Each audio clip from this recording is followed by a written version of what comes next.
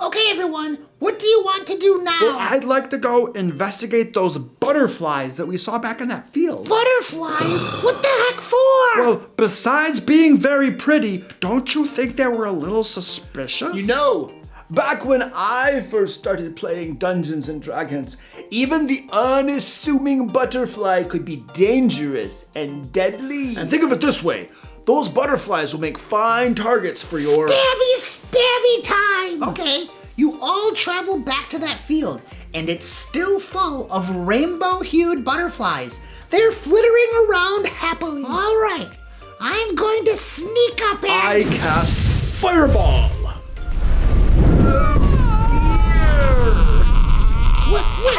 What the crap? Why would you do that? Because our Dungeon Master has given us various plot hooks for real adventures, for things that need doing in the game world. And you lot want to wander around killing butterflies. So I did what all good wizards do. Take matter into your own hands and resolve them with your vastly superior intelligence? No, I just cast Fireball. Yeah, well, you suck. Now we have to go do all these stupid adventures that our Dungeon Master made for us. You know, going on those adventures is considered good etiquette by the players.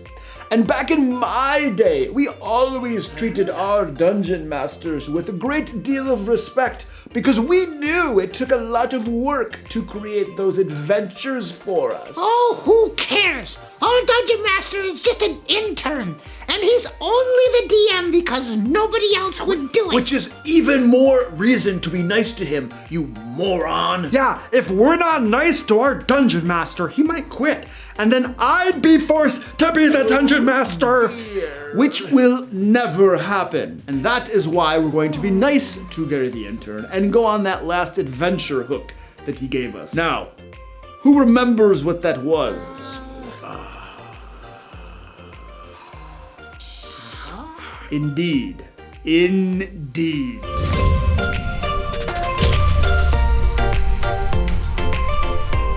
Welcome to the DM Lair. I'm 𝐑𝐄𝐒, and I've been a Dungeon Master since high school. On this channel, I give practical Dungeon Master advice that you can use in your Dungeons & Dragons games. Today in the Lair, we're going to be talking about group patrons, and this video will be split into 3 parts. First, we'll go over what group patrons are, then we'll discuss the advantages and benefits of using group patrons in your game, and finally, I'll explain how to use group patrons in your game. Now, there is a chapter on group patrons in Tasha's Cauldron of Everything, but there's also a section on group patrons in the Eberron campaign setting book. And honestly, the section on group patrons in the Eberron book is better than Tasha's, in my personal opinion, though the one in Tasha's is more generic and not focused on a particular campaign setting. I will also point out that we are beginning to publish group patrons in Lair magazine too. Not every issue, of course, but group patrons are in the rotation of resources I provide every month to my patrons. But by the way, the June issue of Lair magazine is now available, and in addition to all of the standard content, my patrons this month will be receiving a bonus adventure, Truffle Kerfluffle, designed for a level 1 party, and a map pack, which has 5 awesome maps designed for use on virtual tabletops. And again, this is in addition to what my patrons will get in the June issue of Lair magazine, which is 2 5th edition adventures, 1 for level 6 and 1 for level 10, 10 NPCs, 10 new monsters, 10 random tables, and 5 factions, or group patrons. Only they're bad guy factions, not good guy factions. You can become a DM Lair patron at the link below to immediately get access to both the April and June issues of Lair magazine. And then every month you get more DM resources to use in your games. So if you're strapped for time but still want to run amazing games for your players, click that link below to learn more. What is a group patron? A group patron is a powerful or wealthy organization or individual who sponsors the adventuring party. This sponsorship comes with privileges, perks, and rewards for the characters, but also requires the adventuring party to do things that benefit the group patron. For instance, if the group has an espionage agency as their patron, they might have access to an expense account, papers that provide them false identities, and powerful connections that might provide favors in times of need. In exchange, the espionage agency is going to ask them to do things from time to time, infiltrate this noble house, and get dirt on Lord 𝐑𝐄𝐊𝐄, intersect the caravan of a powerful merchant, and see if it's transporting intel on their trade routes and trade logs. Or if the group patron is the city guard, the adventurers might have access to official papers identifying them as agents of the law, special benefits that allow them access to public and private residences without a warrant, and a little leeway on rough-handed tactics when dealing with criminals. In exchange, the city guard is going to want them to help out around the city and keep the peace. They might have to hunt down a serial killer on the loose, investigate the rumors of were-rats in the sewers, and clean them out if found, that sort of thing. Advantages to using group patrons. Number 1, provides a quest hub for the Dungeon Master. Every Dungeon Master needs a way to present adventure hooks to their players. Sometimes hooks can be delivered through indirect methods such as rumors, the characters over here, but many times an adventure hook is given directly by an NPC in the game world. These are the guys that have question marks, hovering over their heads, and people would just walk around and, oh yeah, let's go talk to that guy.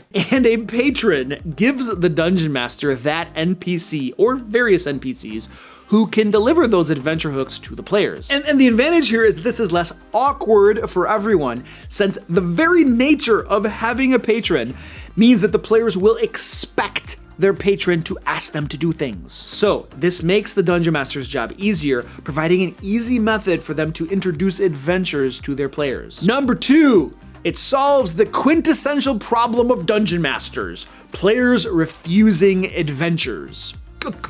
A common issue many Dungeon Masters seem to have is players not going on the adventures the DMs prepare for them. I don't know why this happens. I've never personally had an issue with this, but many Dungeon Masters do report that this is a thing. Honestly, part of me wonders how well they're delivering the adventure hooks, and another part of me wonders about the caliber of players they might have. But let's leave those discussions for another day, shall we? Here's the thing with group patrons. Since the players usually agree to having a patron and decide to work with them, there will be buy-in from the players. That means they agree to serve the patron or help them out or go along with them, however you want to term it. That is, they get benefits and perks in exchange for service, which are the adventures that will be asked of them. And since there is buy-in, the players have agreed to the arrangement, they're far more likely to go along with what the patron is asking them to do. The thing is that when a quest giver is just a random somebody in the game world, players might feel far less inclined to go on the adventure. However, since this is their patron, they will know that service is expected, otherwise they'll lose their benefits. And the players chose the arrangement, and psychologically, giving them that choice also gives them ownership, which helps ensure they will honor the agreement. This psychology stuff works in your favor. Number 3, solves the second quintessential problem of Dungeon Masters: players who wander off on their own. Many Dungeon Masters in our beautiful, wonderful world have experienced the edgelord player who wants to have their PC leave the group at every opportunity to go off and do their own thing. And this, of course, forces the Dungeon Master to essentially run 2 games simultaneously. One solution to this, and the solution I generally employ, is to ask my players to only create characters who are willing to stay with the group. And if they don't, I can just ask them to make a new character, because I refuse to run 2 games simultaneously all the time. However, group patrons also help solve this problem. Because the adventuring group is getting benefits and perks from their patron, and because the players usually choose to work with the patron, it gives the players a reason to stick together to work for a common cause. Getting those benefits and perks. Sure, this isn't guaranteed to help with players who are hellbent on giving the Dungeon Master issues and constantly wandering off to do their own thing, but it can certainly help. Number 4, helps provide direction to new players. I've found that when running the game for new players, they often need more guidance than established players. That is, they need more firm direction on what to do in the game. New players have this tendency to just wander around doing random stuff. They don't recognize adventure hooks, or they simply don't understand the social contract in place, that a Dungeon Master spends time creating an adventure so that the players can then go play that adventure. Or they straight up don't understand how the game works. And that's not not a fault of new players, by the way. They just need to learn those things, understand those mechanics. So having a patron who can simply tell the players, go do X and I'll give you Y as a reward, can be extremely helpful for a dungeon master trying to teach new players the ropes of the game. Number 5, helps the dungeon master run the main plot line of the campaign. Simply put, the dungeon master can use the group patron to offer adventure hooks to the players that generally support the main plot of the campaign. Squeaky, will you stop it? What do you want? What's up, Squeaky? Here he is. Say hi to YouTube. He looks really excited. Oh, hi, YouTube. If the patron is the city guard, for instance, and the campaign revolves around bringing down the Shadow Thieves, a major criminal syndicate in the city, the adventures offered to the players could be themed around taking down the Shadow Thieves' bases and lieutenants. And then, over the course of the campaign, the players are being sent at tougher bases and higher-ranking lieutenants in the criminal syndicate. So the group patron helps support the backbone of the main plot line of the campaign and gives the dungeon master an easy way to deliver that plot to the players. Number 6, helps the DM provide variety to their game. Let's face it, sometimes the main plot line of the campaign gets stale, and both players and the dungeon master need to change. This actually happened recently with my Curse of Strahd game. I was getting kind of bored with the quests in the module and decided to homebrew my own wizard's tower instead of just having the players meet the Mad Mage on the slopes of the mountain as it's written in the module. I thought that was kind of dumb. Anyway, if the DM is looking to introduce variety in the campaign, the patron can easily give the players quests that do not deal with the main plot line. Or if the dungeon master doesn't even want to have a main plot line, the patron could always be giving a variety of quests that really aren't connected to an overarching theme. One thing you can do too is start off by giving the players a variety of different quests until you find something that really clicks. Either the players enjoy it or the adventure inspires you to create more adventures around a similar problem in the game world, and then that serves as the spark for your main plotline. How to use a group patron. Number 1, what makes a good group patron? First, a group or person that is more powerful or more wealthy, or both, than the group itself. They have the wherewithal to sponsor the group and reward them for a job well done. A poor beggar with no resources is not a group patron. They are a destitute begging for help. However, a dragon-marked house, a criminal syndicate, the city guard, or a wealthy noble are all potential patrons. Next, a good patron has motives, things they want to get done in the world, and they want the adventuring group to help accomplish those goals. That's the entire reason that they would become a patron for an adventuring group. They hope to take advantage of the adventuring group's abilities to help them accomplish their goals in the game world. Next, there should be at least one, but perhaps a few different points of contact for the characters. These are NPCs with some rank or authority in the patron organization that can give directions to the players, offer them contracts, give them rewards, and communicate the patron's wishes to them. Number 2, how to introduce a group patron. Now there are a couple of ways to do this depending on where you're at in your game. Number 1, session 0. You haven't actually started your game yet, and you're about to have a session 0, then here you go. Basically, you give the players different options of group patrons that are available, and the players can pick one that sounds the most interesting for them. And I might point out, this can have a big influence on the theme of the campaign. There is a big difference between choosing a Dragonmark house and the Boromir clan as patrons. The Dragonmark house is going to be far more likely to do things legally and above the board, but not always. Whereas any work for the Boromir clan is most assuredly going to be illegal. And number 2, if your campaign has already begun, a group patron reaches out to the characters during an ongoing campaign. As the characters gain power and renown in the world, potential patrons begin to hear of them and start to think that maybe they could get the adventurers to help them accomplish their purposes and goals in the world. So you have potential patrons begin to reach out to the characters, pitching the benefits of joining them and explaining what sort of assistance they are looking for. Then the players get to choose which group patron they'd like to join, if any. The Dungeon Master could also pick a patron for the group, but I don't really recommend this. It's better to have the players choose a patron they think would make the game more fun for them. And remember, no matter what the patron, the Dungeon Master still has control over the adventures that will be offered to the group. And regardless of who the patron is, you could essentially have very similar adventures, but just put a little different spin on them depending on who the patron is. Remember, it's all smoke and mirrors when you're a dungeon master. For instance, if your group's patron is a city guard, they might want the players to arrest the leader of a local band of thieves in their seaside lair. However, if your group's patron is the Boromir clan, a criminal syndicate, they might want the players to go into that same lair of thieves and assassinate their leader so that one of their members of the Boromir clan, who has infiltrated the band, can take over leadership. Both quests are ostensibly the same and involve taking on the same band of thieves, but the goals are different and there's a special spin depending on who the patron is. And of course, you don't have to do that. You don't have to put spins on it. Depending on the patron, you might have different game styles. Your game could be totally and radically different depending upon who the player's patron is. It's all up to you as the dungeon master. Number 3, the group patron as a quest hub. We established that a group patron has goals in the world, things they want to get done.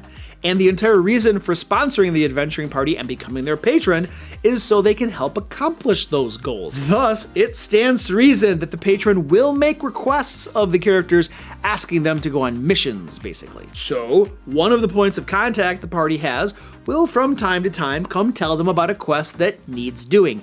And there are 2 ways as a dungeon master you can handle this. First, be highly directive. That means the patron pretty much expects the party to go on the mission and get it done.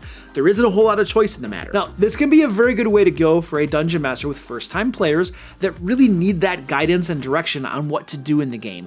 Or for newer dungeon masters who need the certainty of knowing what their players are going to do so that they can plan in advance. Next option, be highly autonomous. For this, the missions are mostly optional and the players can decide to do them or not, though they should be aware that if they aren't helping their patron at all, eventually they can expect to lose their patronage and all the benefits they receive from them. This is a good option for established dungeon masters with veteran players. It helps the dungeon master suggest things the players might do, and good veteran players understand the social contract and will likely go do those things eventually, but also it allows the players the freedom to pursue other things if so desired. My suggestion, have a mixture of quest types. Sometimes the patron insists the party do something. You just make up some urgent reason or some important reason that they must absolutely go do a thing.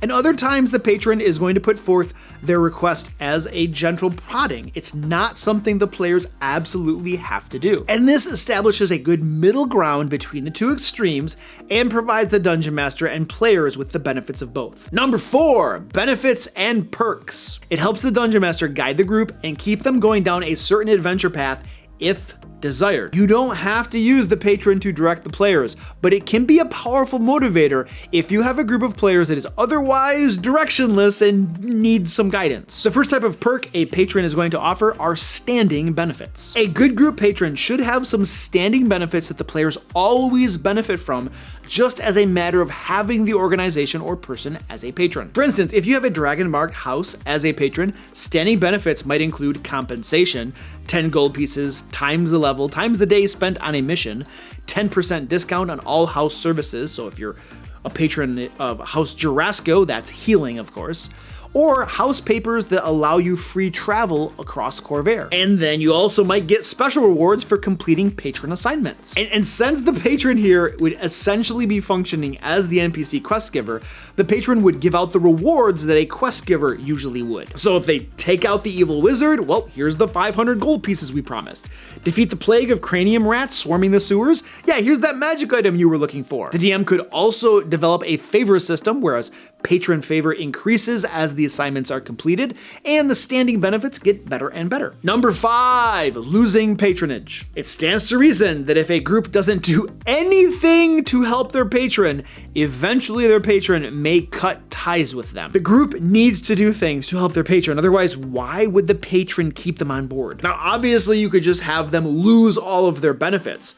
But in the case of certain patrons, such as a criminal syndicate like the Boromir clan, the party might even find a price on their head for betraying their patron. Don't forget, if you're looking for a monthly D&D magazine stuffed with Dungeon Master resources, such as magic items, interesting NPCs, and entire D&D adventures, learn more about Lair magazine at the link below to my Patreon page. In the month of June, my patrons will be receiving 1 bonus adventure and a map pack. And now I want to thank the following patrons who help support the channel and all the RPG content I create for the community: Robert W, MSMCMSU, Dennis T, Hakan H, Shaddy Tabaxi, Parker S, Josh G, Maelstrom, Odin, Kia W, Brooks H, Heretic, the Jason Dragonsbane, DM for Life, Joseph W, Mitchell M, Raphael, Joseph H, Stavik, Chris R, George R, Derek F, Contrary Gravy, Chad B, Christopher S, Sam K, The Dreyfus, Dean S, Nobody, Leo S, Enrique T, Cliff C, White Knight, Fletcher H, Lodwick B, Aki S, Amanda W, Havocswood, Chase O, Pransenth M, Type 3